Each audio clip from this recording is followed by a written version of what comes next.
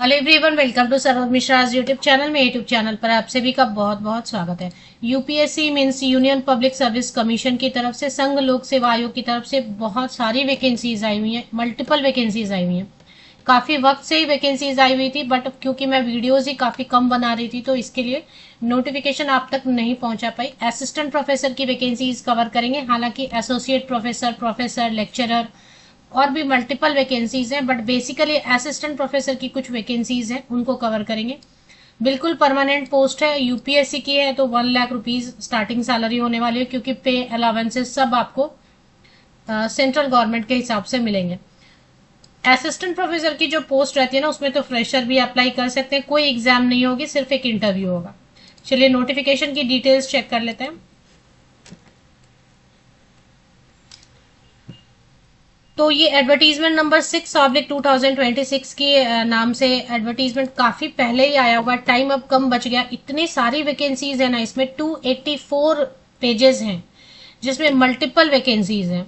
देखिए साइंटिस्ट की भी वैकेंसीज हैं इसमें, तो चेक करिए अगर आप साइंटिस्ट पोस्ट के लिए भी अप्लाई करना चाहते हैं। अब जैसे माइक्रोबायोलॉजी, बॉटनी, बहुत सारे सब्जेक्ट्स हैं जिनमें, अब इतना तो मैं कवर नहीं कर रही हूँ आपके लिए। कुछ खास खास जो है ना असिस्टेंट प्रोफेसर वाली, तो देखिए जूनियर साइंटिफिक ऑफिसर की वैकेंसी है। इसके अलावा प्रोफेसर की पोस्ट तो मैं कवर नहीं करी। असिस्टेंट इंजीनियर सिविल वाले चेक कर लीजिए, असिस्टेंट इंजीनियर में फ्रेशर आई थिंक अप्लाई कर पाएंगे। एसोसिएट प्रोफेसर वाली वैकेंसी में कवर नहीं करी, इसमें तो थोड़ा एक्सपीरियंस चाहिए। आप देखें यहाँ पे असिस्टेंट प्रोफेसर इलेक्ट्रिकल इंजीनियरिंग है, इसमें सिर्फ बी टेक होना काफी रहेगा। जो भी इंजीनियरिंग वाला सब्जेक्ट है ना, और भी है काफी है, देखते हैं।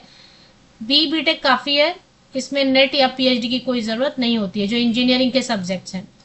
फिर असिस्टेंट प्रोफेसर इलेक्ट्रॉनिक इंजीनियरिंग है, assistant professor computer engineering artificial intelligence AI, assistant professor computer engineering है, असिस्टेंट प्रोफेसर सिविल इंजीनियरिंग है। सिविल में भी ट्रांसपोर्टेशन है, सिविल इंजीनियरिंग में एनवायरमेंटल इंजीनियरिंग है। फिर एसोसिएट प्रोफेसर के लिए तो थोड़ा एक्सपीरियंस चाहिए, तो एसोसिएट प्रोफेसर मैथ्स भी है, एसोसिएट प्रोफेसर केमिस्ट्री, ये सब स्किप कर देती हूँ मैं।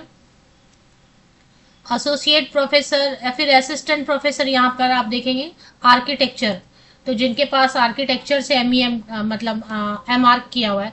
अब यहाँ पे देखेंगे असिस्टेंट प्रोफेसर मैथ्स, तो नंबर ऑफ वैकेंसीज तो ऐसे ही है। यूआर की सीट है, तो अगर कहीं पे भी यूआर की सीट आपको दिखे ना, मतलब उसमें किसी भी कैटेगरी से अप्लाई कर सकते हैं। लेकिन अगर कहीं पे एसटी, एससी, ओबीसी ये लिख दिया या ईडब्ल्यूएस, फिर तो आपको उस कैटेगरी से होना, बिलोंग करना होगा, तभी आप अप्लाई कर पाएंगे। तो वो आपको डिटेल्ड एडवर्टीजमेंट में चेक करना होगा। डिटेल्ड एडवर्टीजमेंट मैंने आपको दिखाया ना, ये 289 पेजेस का डिटेल्ड एडवर्टीजमेंट है। चलिए और भी वैकेंसीज हैं। असिस्टेंट प्रोफेसर सिविल इंजीनियरिंग में geoinformatics, assistant professor civil engineering में construction management, assistant professor civil engineering में स्ट्रक्चर्स है, असिस्टेंट प्रोफेसर फिजिक्स की वैकेंसी है, असिस्टेंट प्रोफेसर जियोलॉजी की वैकेंसी है, असिस्टेंट प्रोफेसर केमिस्ट्री की वैकेंसी है, assistant professor production engineering, mechanical engineering, mechanical में मशीन डिजाइन, थर्मल इंजीनियरिंग, ये सब भी हैं। अब जो है जूनियर साइंटिफिक ऑफिसर की भी पोस्ट देख लीजिए, अगर साइंस बैकग्राउंड है आपका तो। टेक्निकल ऑफिसर की भी, जूनियर टेक्निकल ऑफिसर की भी आप डिटेल्स चेक कर लीजिए। साइंटिफिक असिस्टेंट की भी पोस्ट है, बॉटनिस्ट की पोस्ट है, साइंटिस्ट बी की पोस्ट है, लीगल एडवाइजर में लॉ वाले चेक कर लीजिए।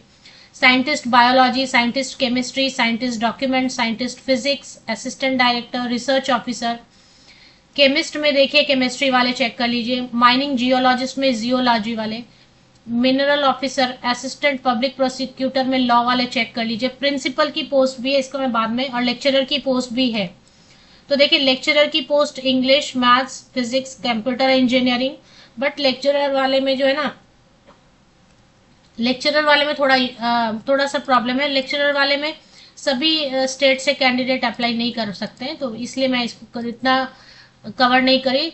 बाकी जितने भी पोस्ट है ना, सब में आप कहीं से भी अप्लाई कर सकते हैं। तो मोस्टली मुझे लगता है असिस्टेंट प्रोफेसर की जितनी पोस्ट है वो मैंने कवर कर दी है, बता दी आपको।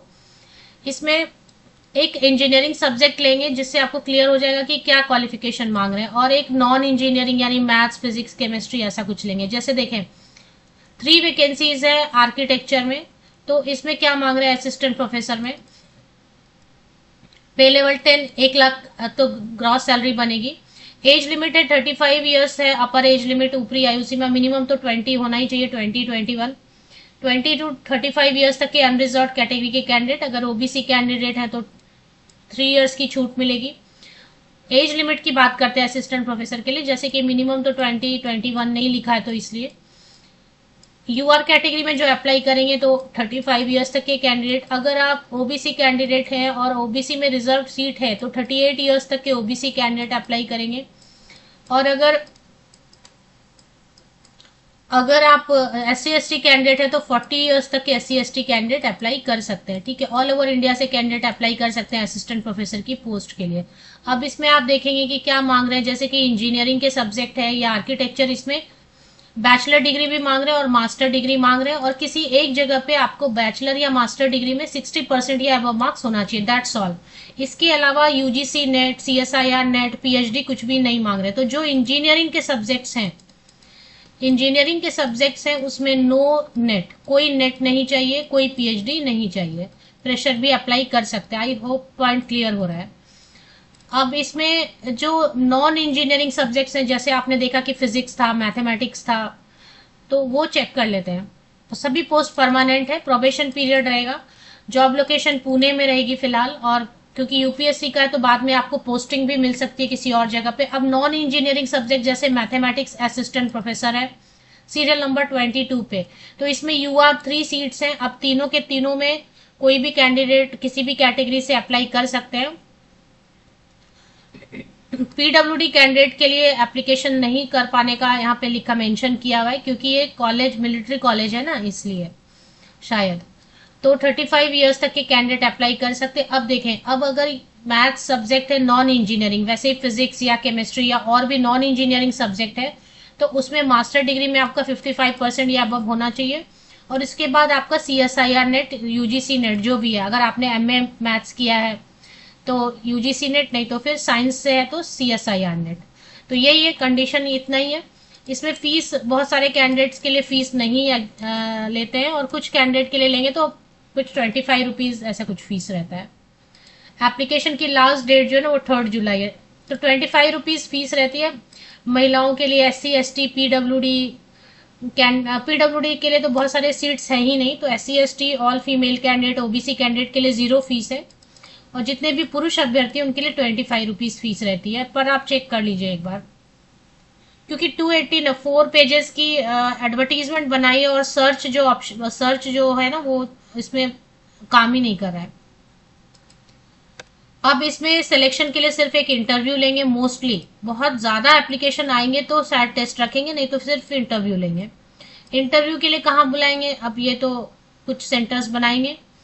लास्ट डेट इसकी एप्लीकेशन की 3 जुलाई है। अब चलिए एप्लीकेशन जो करना चाहते हैं वो कैसे करेंगे, विज्ञापन कहाँ देखेंगे, वो सारी चीजें देखते हैं। सबसे पहले तो आपको यूपीएससी की ऑफिशियल वेबसाइट पे चले आना है। तो जैसे यूपीएससी विकिपीडिया भी कर सकते हैं, यूनियन पब्लिक सर्विस कमीशन, या upsc.gov.in, सही है ये वेबसाइट। वैसे भी अगर आपने डायरेक्ट गूगल से लिया, इसमें रिक्रूटमेंट सेक्शन तो इन्होंने दिया ही हुआ है। रिक्रूटमेंट सेक्शन में सबसे पहले आप एडवर्टीजमेंट चेक कर लीजिए। एडवर्टीजमेंट नंबर 6 की बात हो रही है, बहुत सारी वैकेंसीज है, बहुत सारे तो मैंने रीड नहीं किए, टोटल 89 डिफरेंट पोस्ट हैं। तो ये एडवर्टीजमेंट नंबर 6 पहले डाउनलोड कर लीजिए, इसको पढ़िए ठीक से। आपके लिए अगर आपको कैटेगरी वगैरह सभी, देखिए मैं फिर से बता रही हूँ, यूआर कैटेगरी अगर लिखा हुआ है तब तो किसी भी वर्ग से, जनरल कैंडिडेट हो या रिजर्व कैटेगरी के, सभी अप्लाई कर सकते हैं यूआर वाली सीट पे। लेकिन अगर यूआर वाली सीट पे तो कोई भी, लेकिन अगर कहीं किसी पोस्ट के आगे SC लिखा है, ST लिखा है, OBC लिखा है, तो फिर उसी कैटेगरी से बिलोंग करेंगे, तभी आप एप्लीकेशन करेंगे। अब एप्लीकेशन कैसे करेंगे वो मैं बता देती हूँ। तो पहले तो आपने रिक्रूटमेंट देख लिया। अब यहाँ पे देखिए, जैसे एडवर्टीजमेंट में आपने क्लिक किया, ऑनलाइन रिक्रूटमेंट एप्लीकेशन ORA करके ऑप्शन आ रहा है, तो इस पे एक बार क्लिक कर लेते हैं। You are moving to an external site, yes, okay, तो ओके कर लेते हैं। पॉपअप ब्लॉक्ड, तो ये आ गया दूसरा ऑप्शन। अब यहाँ पे देखिए, create account and log in, registration करना है आपको, view recruitment notification, apply for recruitment post, my application status वगैरह आप चेक कर सकते हैं, इंस्ट्रक्शन पढ़ सकते हैं, कॉमन एप्लीकेशन।